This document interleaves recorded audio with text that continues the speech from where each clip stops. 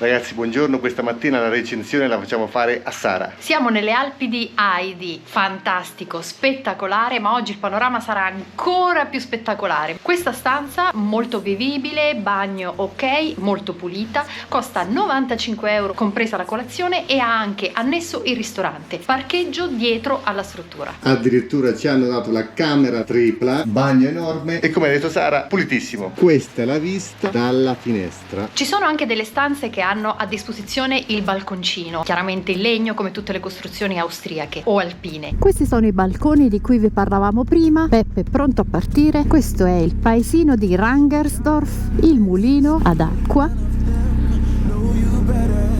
Bellissimo.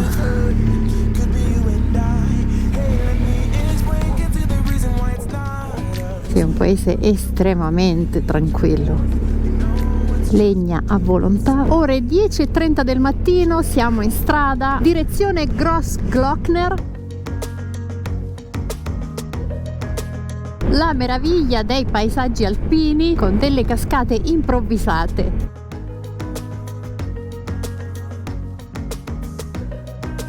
Pian pianino si inizia a salire, il meteo promette molto bene e non ne possiamo che essere super felici. Finalmente, dopo 2 giorni di cielo incerto, almeno i 30 euro, forse più, che pagheremo per questa strada avranno tra virgolette un senso. Guardate che spettacolo! Ghiacciai in vista, inizia a delinearsi un panorama quasi unico. Si sale con una pendenza costante del 12% e la temperatura è scesa dai 21 gradi ai 17. Arrivati al pedaggio per la moto dovrebbero essere 33 euro. No. Moto euro 33. Adesso vediamo se questi 33 euro danno buoni frutti. Questa strada appena iniziata, costruita nel 1935, 36 tornanti per 48 km di lunghezza, incastonata all'interno del Parco Nazionale degli Alti Tauri, uno dei più grandi dell'Europa centrale, il più grande dell'Austria, il più antico, istituito nel 1981. Beppe ci ha detto che trovare un meteo del genere è stata una botta di beep spaventosa, che ogni tanto ci vuole. E porca di quella miseriaccia. Il parco nazionale comprende anche la cima più alta dell'Austria, il Großglockner, appunto 3798 metri d'altezza. Alla prima rotonda che abbiamo incontrato abbiamo girato a sinistra. Questa strada ci porterà fino al punto panoramico sul ghiacciaio Pasterze, che è il ghiacciaio del Großglockner. Ma lungo la strada troveremo diversi punti panoramici. Dall'altra parte, quindi girando alla rotonda a destra, c'è anche il punto panoramico più alto, l'Edelweiss Pise, 2571 metri, che raggiungeremo più tardi. Ora siamo a 2110 metri, praticamente in pianura rispetto alle Ande, ma questo ovviamente è un altro discorso. Però anche qua lo spettacolo è assicurato, senza fare nessun tipo di confronto con il Sud America. Ci eravamo preparati a temperature molto più basse, dato che davano 0-2 gradi probabilmente sulla vetta del Großglockner. Ora saliremo fino a sopra, poi torneremo indietro.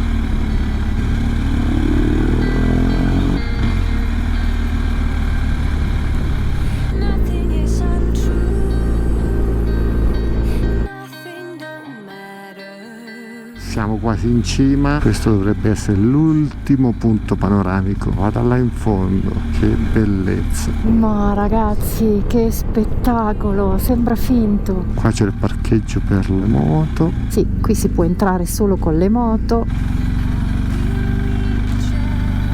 Parcheggiamola all'ombra. Stavolta ve lo dico io, ma dove vi abbiamo portato? Siete pronti per la meraviglia? Siamo davanti al ghiacciaio Pasterze, il ghiacciaio del Großglockner. Impressionante, siamo in uno dei luoghi più spettacolari alpini di tutta l'Europa. Vedete quelle persone in fondo al lago? Hanno percorso un sentiero che parte qui sulla sinistra per arrivare poi fino in fondo. Spettacolo della natura. Ora torniamo alla rotonda per fare l'altro lato e quindi toccare il punto panoramico più alto. Bisogna riconoscere che si paga, però l'asfalto è veramente ben tenuto. Oggi è giovedì infrasettimanale e già ci sono tantissime moto, non oso pensare il fine settimana. Eccoci arrivati, noi venivamo da là. Pendenza molto importante anche da questo lato, infatti si sente tantissimo la puzza dei freni delle auto che scendono, o forse anche dei camper.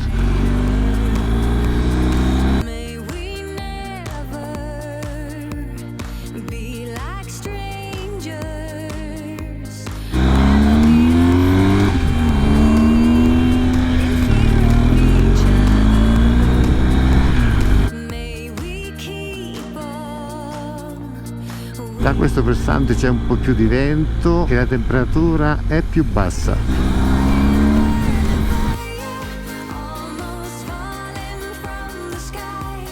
La costruzione è scritta su questo muro 1933-1935. Il 1935 è infatti l'anno dell'inaugurazione della strada. Siamo a 2500 metri. Bellissimo qua. Inizia ad essere bello fresco, 11 gradi ora. Bellissima anche la strada.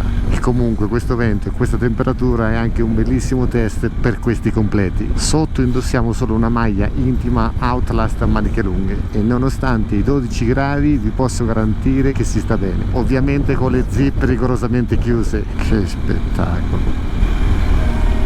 Galleria illuminata con le candele, con 33 euro potrebbero fare meglio. Il panorama della strada del Grossglockner a quasi 2570 metri. Forse quasi ci siamo, dovrebbe essere qua in cima il punto panoramico. Comunque questa vista è paurosa. Noi siamo arrivati all'altezza delle nuvole, bellissimo, però il punto panoramico non è questo perché qua siamo a 2428, limite di 3,5 tonnellate, addirittura mattonato questo pezzo. Iniziamo a salire e siamo nel punto clou della strada del Grossglockner, panorama da entrambi i versanti, mozzafiato. E dai però, ci passa un bilico, ci sono 3-4 curve a gomito, qua siamo a 2445. Passiamo qua un po' di ripio, mettiamo anche la seconda e sfruttiamo la coppia del boxerone. Si sale. Qui è un po' il Caracoles in versione mignon tra Cile e Argentina. Mamma mia signore, però dai. Primo tornante. Donne, non me ne vogliate, però. Il ghiacciaio con le nuvole che sfiorano la montagna come ad accarezzarlo. Fantastico. La ragazza è scesa, se la fa a piedi. Ah, la ragazza stava con questa moto. Ancora 1, 2, 3, 4 tornanti. Tornantone. No, facciamo un attimo defluire le auto. Una puzza di frizione bruciata pazzesca. Dai, fermo qua, le macchine defluiscono.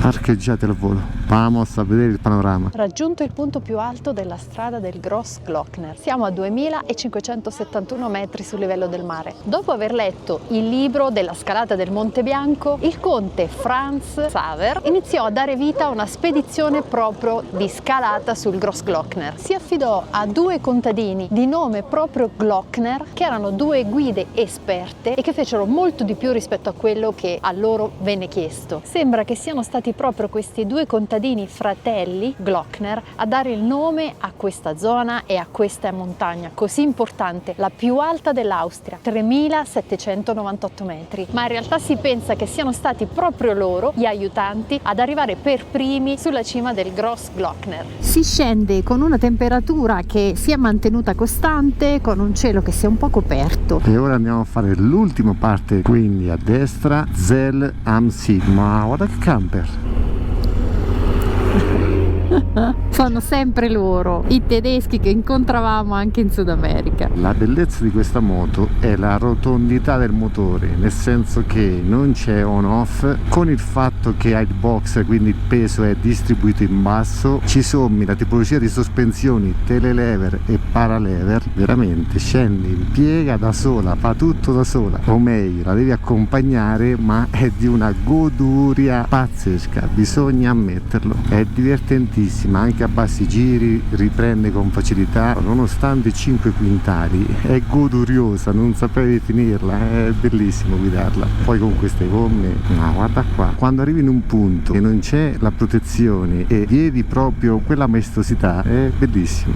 Lo spettacolo è immenso anche da quest'altro lato. Francesco sta dicendo forse ancora più spettacolare. Dall'altro c'è il ghiacciaio che la fa da padrone. E anche da questo lato la pendenza è molto importante, cioè si scende in picchiata costantemente.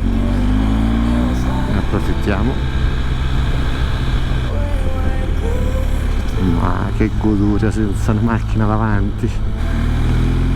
Indubbiamente la bellezza di questo passo deriva anche dal meteo, questo vale per tutti i passi ovviamente, però dato che qua bisogna pagare 33 euro, scegliere la giornata con il meteo giusto sarebbe la cosa da fare. Dai che abbiamo fatto questo passo con il sole che è una vera chimera, quindi siamo fortunati. Intanto vediamo dall'alto le grinfie del ghiacciaio che si mostrano anche da qui.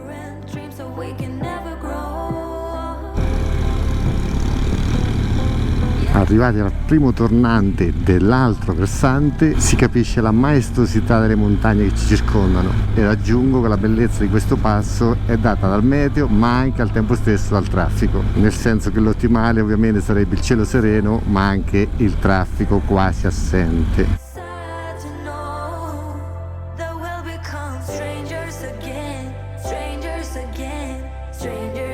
Arrivati alla fine ci abbiamo messo praticamente 2 ore, ovviamente ce l'abbiamo presa con molta calma. Conclusioni: vale la pena spendere 33 euro? Se non l'avete mai fatta sì, se l'avete fatta potete attendere anche 5, 6, 10 anni. Questa è la mia personale recensione.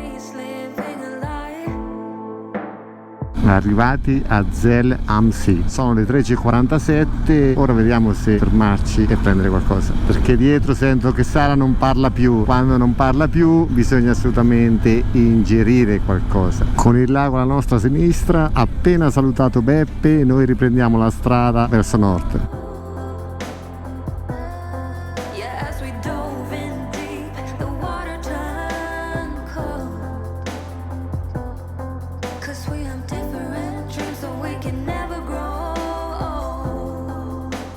Fine abbiamo deciso di andare a dormire ad Augusta in Germania. Sono 175 km, quasi 2 ore e arriveremo alle 19:11. Abbiamo prenotato una struttura che in teoria ha il parcheggio sotterraneo, ma ci hanno detto che il parcheggio non si può prenotare in anticipo, quindi speriamo bene. Io la sorellona lungo la strada non ce la lascio, semmai ci lasciamo la moglie. Dico giusto o dico bene? Fatemelo sapere nei commenti. Che comunque, scherzi a parte, girovagare per l'Austria è piacevole. Solo una cosa: i limiti sono bassi, devono essere rispettati e quindi dopo un po' ci si annoia, ma non perché non voglio rispettare i limiti, è perché con il traffico sembra di essere sempre incolonnati. Tipo adesso con questa strada bellissima fuori dai centri, larga, con questo asfalto, 60 km/h ragazzi, ma qui se vengo con la bici da corsa vado anche un po' più veloce. E adesso dopo questi limiti pacati sciogliamo un po' i cavalli.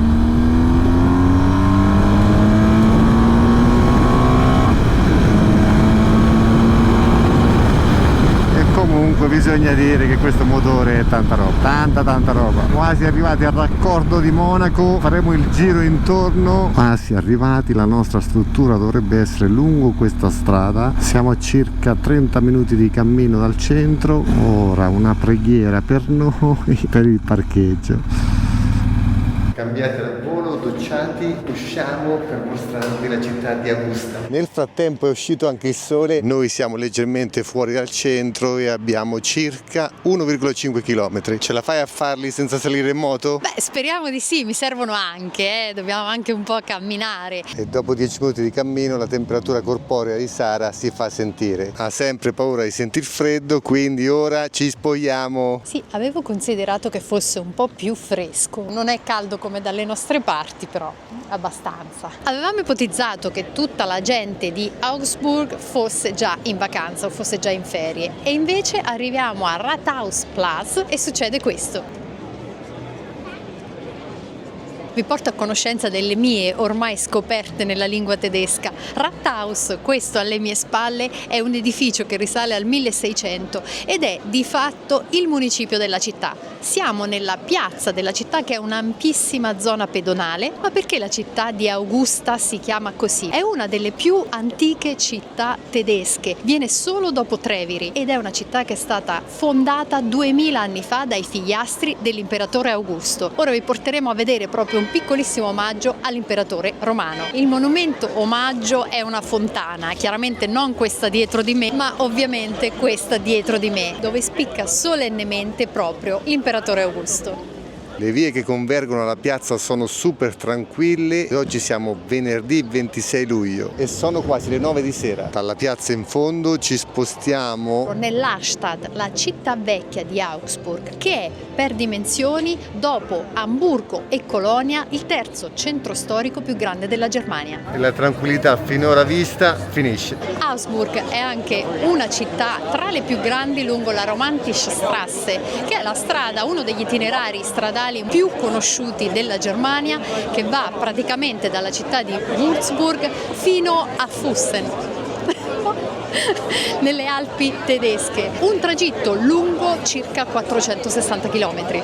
Prego. Non dimentichiamoci che Augsburg o Augusta è anche la terza città più popolosa di tutta la Baviera dopo Monaco e Norimberga, più di 300.000 abitanti. C'è una massiccia pubblicità della 500 e della Fiat e tanti localini anche improvvisati hanno nomi italiani, per esempio Ristorantino Mille Miglia, e c'è anche il Gabbiano, è un tentativo evidente di convertire i tedeschi al vino. Abbiamo trovato proprio un localino ai margini della festa che corre al centro dell'Arstadt. Tra i tavoli ho visto una quantità di birra, fiumi di birra, quindi questa sera non si guida e ci ubriachiamo. Solo io però, la cosinera la mandiamo pane e acqua. Stasera leggeri, mezza margherita a testa, una Pils. E per chi non la conoscesse, la birra più diffusa della Germania. Quindi capite che noi siamo a dieta. Buon appetito!